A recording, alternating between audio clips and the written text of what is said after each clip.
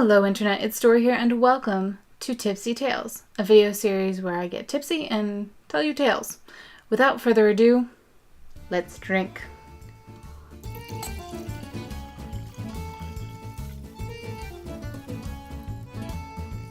Oh god, I'm too old for this. Why did I have to pick Moscato? What is wrong with me?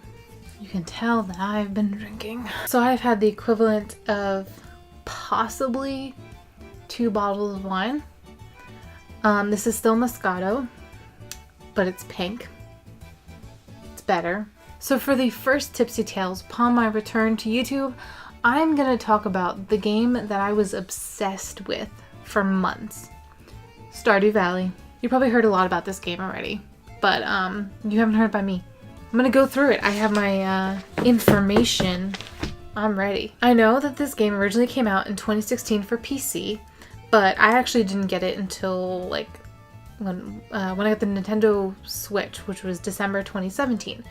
So I hadn't played it for like a full year. So similar to the Harvest Moon games, you inherit a farm from your grandfather in Pelican Town. And at first you, the farmer, are working at the Joja Corporation doing some like tech things, I don't really know.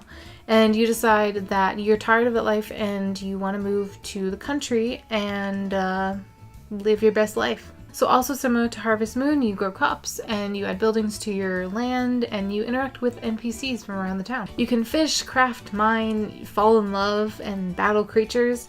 And there's even side quests that you can do throughout the entire time that you were playing this game, which are equally frustrating as they are wonderful.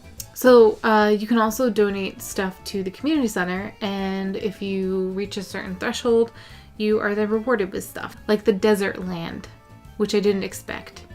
Where you can like go to the store and there's a casino and you get special items and crops and stuff. Now I mentioned before that you can fall in love, and let's discuss that for a hot sec. Perhaps my favorite part of the game are the NPCs. They are not perfect like you're used to seeing in these types of games. They have a lot of flaws. Some have a back history that's hilarious. Some have a back history that's like super emotional. This made it really hard to choose who I wanted to romance. There's a lot of characters to get through, but I will do my very best. I'm gonna take a drink now in honor of them. I have to list these out because there's a lot. Caroline. Her husband is Pierre and her daughter is Abigail. Pierre owns the general store and he actually feels threatened by the local Joja Mart. And he's allergic to like everything. He possibly used to be a boxer. I don't know if I actually believe that story, but he said it. He has a strange relationship with Abigail, who I'll explain all of that later on. So like hold on to that for a sec. Clint runs the local blacksmith. He has a crush on Emily and he's a fan of blues music. I don't know why that's relevant, but I put it down on the paper. So apparently it is. Dwarf. They live in the mines, and at first you can't actually understand his dwarven language until you learn it through like a side quest thing. His race had a 1,000-year war with the shadow people and can be suspicious of the farmer, thinking they are a spy. Evelyn, she's lived in Pelican Town for her whole life, in charge of the town's flowers. I'm not sure if that's like a legitimate thing or if that's like I'm old and I can do what I want kind of thing. Her husband is George and her grandson Alex lives with them. George used to be a farmer and is the town's token old grump. Gus, he owns the Star Drop Saloon. That's it. That's all I have for Gus. Jody, her husband is Ken and her sons are Sam and Vincent. Kent serves in the army and he actually doesn't come back until after your first year in town. He also has PTSD. So throw that in there for your character arc. Vincent is best friends with Jazz and he looks up to his older brother Sam. Krobus. I don't know. He's the only friendly monster. He is a shadow person who lives in the sewers and you can buy rare goods from him. I personally think he's adorable. Lewis, mayor of Pelican Town. He actually has a secret relationship with Marnie. Marnie runs her own ranch where you can buy livestock. And she lives with her niece Jas and her nephew Shane. Jas is best friends with Vincent and Shane is actually her godfather, not her brother. You don't know why her parents died. I have a lot of questions though about her dollhouse because Jas stuffed the grandfather doll under the bed while the rest of the doll family were having dinner. So what's the story with that? Linus, the outcast of the town. He looks a bit like a hermit or a caveman. He lives in a small tent under the mines, and I adore him with everything in me, and if you don't, then you can just leave. Pam lives in a trailer with her daughter Penny. She was the driver of Pelican Town bus until it broke down, and she spends every night at the saloon. So, you know. Robin is married to Demetrius. They have a daughter named Maru, I think. And she has a son, Sebastian, from her first marriage. She's the town carpenter, and I personally think that she is badass. Demetrius is a scientist who studies the local wildlife. Sandy lives in the Calico Desert and runs the Oasis store there. And she's sassy looking, but I don't really know what to make of her. I'm a little sus. Willie owns the fish shop in town, and he grew up traveling along the Fern Islands, and he sticks pretty much to himself and just fishes all day, so he's kind of boring. The Wizard, aka M. Rasmodius. He lives in the Wizard's Tower, and he's friends with Linus and has an ex-wife called the Witch, and he never leaves this tower except for festivals. And to be honest with you, I'm kind of creeped out by him. So those were the non-playable characters that you can increase your relationship with, but you can't get married to. We're gonna move on to the marriageable NPCs, and we're gonna start with the bachelors. So we have Alex. He is the biggest bro of town. He loves sports. He's arrogant, brags about how he wants to be a professional athlete. His dad was an abusive drunk, and his mom died of illness. He has a dog named Dusty. It has incredible low self-worth. I think if I make it sound like I'm a talk show host, it makes it less depressing. Elliot. Personally, I think he's part of the LGBT plus community because I think it doesn't matter what gender you are, he'll just like be in love with you. He lives in a cabin on the beach, so I'm already jealous of him. He's a writer and huge romantic. Generally a fun-loving guy who's going broke because he's a writer. I'm gonna have an existential crisis for a second, so please hold. Harvey, the town doctor. He's the oldest bachelor, I believe, and he collects plane models and is a fan of jazz music. He's my least favorite bachelor, and I'm sorry to those that love him, but he just seems like a guy with a dark and dreary past. Is he a spy? Is he a serial killer? Who knows? Who really knows? Sam. Sweet Sam. Easygoing, outgoing, very going guy. He plays guitar and skateboards and has righteous hair going on. He wants to start a band with his best friend Sebastian, a typical hooligan, and he breaks the rules. He works at the Joja Mart part-time. Sam does care a lot about his younger brother, Vincent. Also, his full name is Samson. It's important to know. Sebastian. He is my personal favorite. Probably because we're very similar, which says a lot considering I romanced him in my game. I'm gonna think about that later on. His mom's the town carpenter, Robin. He's got a half-sister, Maru, and a stepdad, Demetrius. He feels very unappreciated in his family. While he is isolated, mostly by his own choosing, Abigail and Sam are his best bros. He's philosophical and thinks about death, and some think he suffers from depression and social anxiety, which, same. He likes sci-fi, he plays computer and tabletop games. He works as a freelance programmer and hopes to live in the city one day, which, like, in theory seems great, but in reality, #nah, bruh.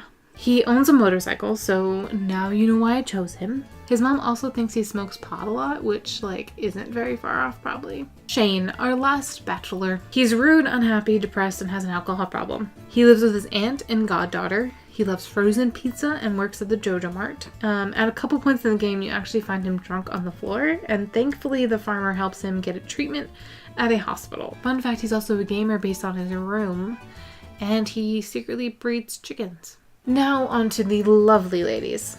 Abigail lives with her parents Pierre and Caroline in the general store. She's into the occult and dyes her hair and, you know, very similar to me. I hate that I find things similar to me in games. Her parents don't really approve of it.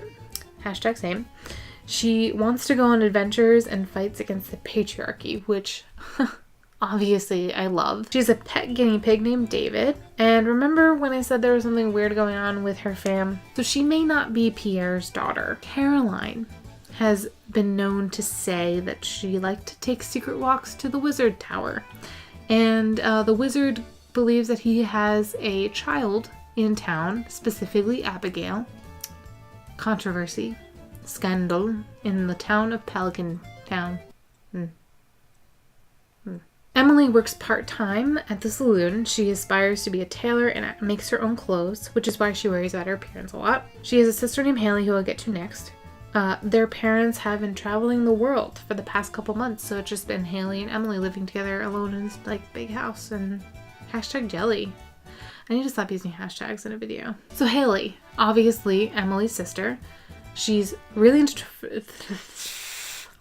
fashion, but more so into photography. She can be conceited and self-centered, but she's not afraid to get her hands dirty. She even donates to charity. There's two sides to her, which makes me think she might be a Gemini, which is unfortunate. Leah. This one, two of my friends actually fought over who could marry her first. My friends were married to each other. She lives alone in a cabin where she likes to forage for things. She's an artist who's afraid to show her work, so like basically any creator ever. She left the city to become an artist. In her 2-art event, you can choose between art or a website. She finally... My philosophy is drink every time I mess up. So later on in her 8-heart event, if you choose the art show, she finally tells you that she feels like Pelican Town is her home. By the way, her ex Kel, male or female depending on your own character's gender, is there, and mentally I would yell at them and tell them to hop off, but they don't, because in your 10-heart event, they pop out of the bushes. Literally. Pop out of the bushes.